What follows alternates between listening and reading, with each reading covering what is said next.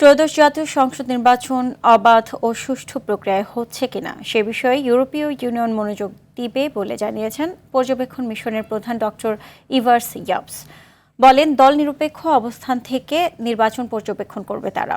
বৃহস্পতিবার নির্বাচন ভবনে প্রধান নির্বাচন কমিশনার এএমএম নাসির উদ্দিনের সঙ্গে ইইউর 4 সদস্যের একটি বৈঠকের পর এ মন্তব্য করেন তিনি।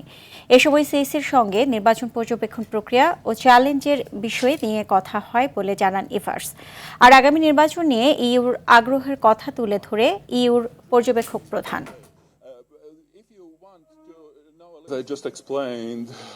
নিরপেক্ষ পর্যবেক্ষণের জন্য ইউরোপীয় ইউনিয়ন কাজ করবে সে বিষয়েই মূলত আলোচনা হয়েছে।